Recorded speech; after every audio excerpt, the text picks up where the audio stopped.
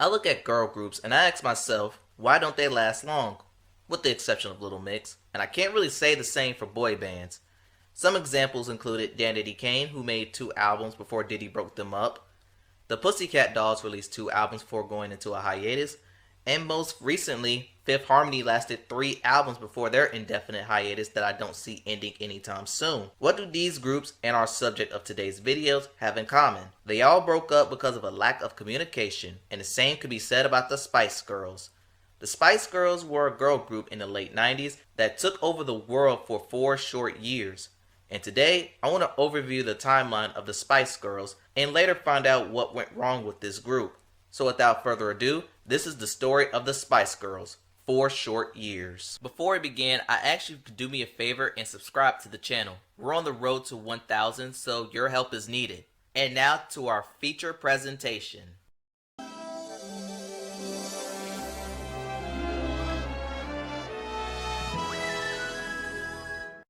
The journey of the Spice Girls began in 1994 with Bob and Chris Herbert, a father and son duo who wanted to create a girl group to challenge the UK boy band scene.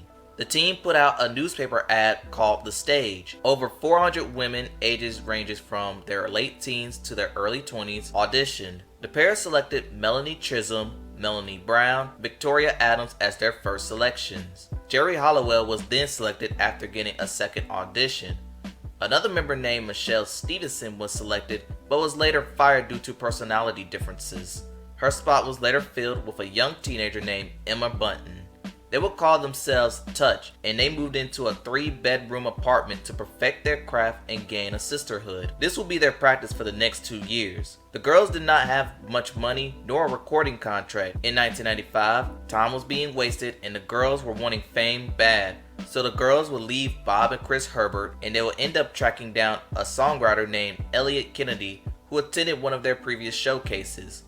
With his help, he helped them get signed to Simon Fuller's 19 Entertainment Academy. Under Fuller's management, they began to work on singles and demos in hope that a major label would sign them. The dream would come true when Virgin Records signed them to a 5-album deal. They would change their name to the Spice Girls at the time, and each girl was given a nickname. Melanie C would be known as Sporty Spice for her being the most athletic of the girls.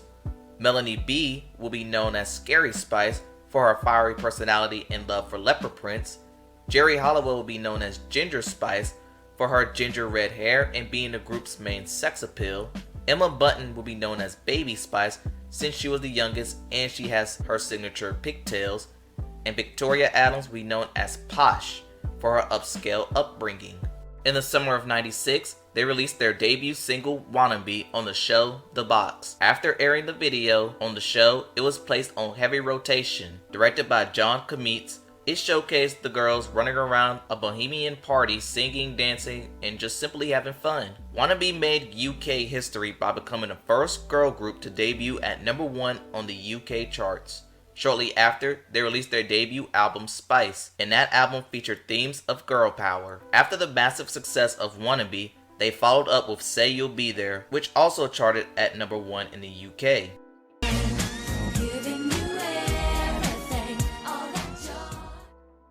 Other songs included the subliminal To Become One, Need some love like I never needed love before. and Who Do You Think You Are with this A-side, Mama.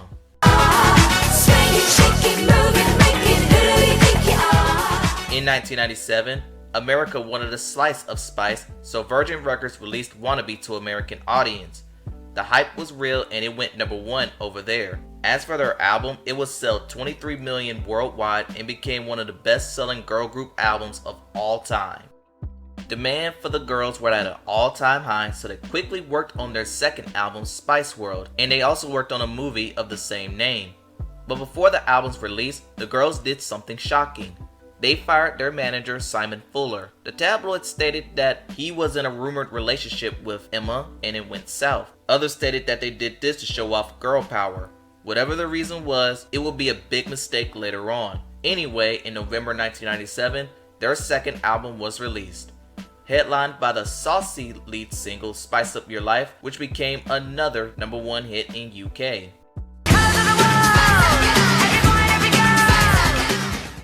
Other songs included Too Much, Too much of something is bad enough. Stop, Stop right now. Thank you very much. I need somebody. and Viva Forever. Thanks to being highly anticipated, it sold 7 million in 2 weeks and eventually sold 14 million worldwide. Shortly after their second album's release, the film of the same name was released. The critics bashed the film, but on a $25 million budget, it grossed 100 million. After this, in 1998, several cracks in the Spice Girls foundation was beginning to show. Melanie C was overworking herself to the point where she had an eating disorder. A grueling schedule and high demand exhausted the girls, and this weighed down hard on Geri Halliwell. The girls spent nearly half of 1998 touring Europe. Then a scandal involving Geri surfaced. Before joining the Spice Girls, Geri spent her earlier career as a model. Once the Spice Girls became a global phenomenon, nude photos of her leaked on magazines like Playboy and Penthouse. Geri has always been spunky, and one time the girls met the queen and she wore a dress where her cleavage was predominant, and it made for an awkward situation. Anyway, after the European leg of their tour ended, they embarked for America, but Ginger was a no-show. It should be noted that she missed several shows during the European leg due to various reasons, but all of those led to the date May 31st, 1998, 5 days after the girls wrapped in Europe, and it's a day in which the Spice Girls fans will live in infamy. Halliwell, Ginger Spice to fans, after missing 2 appearances with the free prefab group last week, officially quit the act on Sunday. Spice Girls say they'll soldier on as a foursome, but who among us can't say they won't miss that saucy redhead? Here's a look back. Her reason for leaving the Spice Girls was that she was overwhelmed with it all on her physical and mental health. The girls did not cancel the rest of the tour, but instead soldiered on as a quartet. Fans who grew attached with the Spice Girls did not receive the news well. In Christmas 1998, the girls released their first single since Geri's departure called Goodbye, and it became yet another #1 hit in the UK. Goodbye, my friend. Know you're kinda such a kind of- But the song wasn't heavily promoted due to Victoria and Mel B becoming pregnant, with the former having a baby with footballer David Beckham, and that became the start of them becoming a power couple. While Mel and Victoria were on maternity leave, Mel C took the time to release solo music. She released Northern Star in 1999, and it featured elements of various genres that different from what she's been a part of with the Spice Girls. One song, Never Be the Same, featured TLC member Lisa Left Eye Lopez. The girls teamed up and worked on their third album. Forever was released in November 2000, but by this time, the fanfare all but vanquished. If you don't count the song Goodbye, which was released 2 years earlier, the only actual single to come from this album was Holler, as the girls never really promoted the album.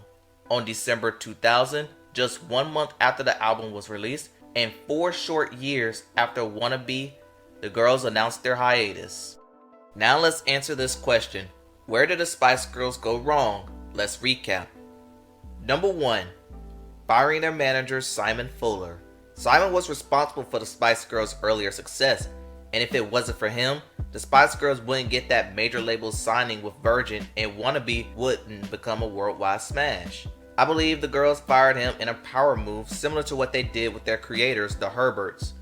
After sacking Fuller, the girls managed themselves, a move that has its benefits and risks. Reason number 2, Geri leaving. When Geri left, it left a big hole in the Spice Girls, and there's not much else I gotta say about this. Fans miss Geri, and once she left, the fans moved on as well. Reason number 3, the fans moved on, but in a different aspect. Well, I already mentioned that the fans moved on when Geri left the group, but the fans moved in more ways than one. While the Spice Girls went in maternity leave in 98-99, the boy band scene was reaching their peak. Bands like NSYNC, Backstreet, 98 Degrees, and in their own country, Westlife, Five, Boyzone became the faces of pop. And let me get even deeper. The female fans that they gained also frolicked to the solo teen stars in Britney Spears, Christina Aguilera, and Jessica Simpson. So when they came back in 2000, those fans were focused on those acts, and the Spice Girls became an afterthought. After the Spice Girls announced their hiatus, each member took the time to work on solo endeavors. Geri spent a year away after leaving the Spice Girls, before releasing her solo debut, Schizophrenic, in 1999, and it was successful. Emma Bunton released her solo debut in 2001 called A Girl Like Me. She reunited with Simon Fuller to work on her second solo album, Free Me, and again with Life in Mono, released in 2004 and 2006 respectively. Mel B would have the most American success away from the Spice Girls. She released her solo album Hot in 2000 while still with the Spice Girls. She moved to Los Angeles and began her career in television, most notably on the show America's Got Talent. She also got involved in theater, being part of Rent in 2004 and Chicago in 2016 and 17. Victoria only released one solo album in 2001 until she started her empire as a fashion icon. Since the ending of the Spice Girls, many fans were seeking a reunion. They got their wish in 2007 when all 5 members embarked on a North American and European tour, which included a 17-show series at the O2 Arena. In 2012, the Spice Girls released their documentary, Viva Forever. Reunion since has been sporadic until 2019 when they put together another reunion tour. Not part of the tour was Victoria, as she was tied with her own endeavors, and let's be real, her presence wasn't missed. Words can't describe the Spice Girls' legacy. For 4 short years, their run of excellence was something extraordinary, never seen before and probably never seen again. And to this day, we all seek a zigga zigga. And that concludes the story of the Spice Girls. Tell me what you think in the comments below. Please like, comment, and subscribe to the channel. Thanks for watching, and I'll see you next time.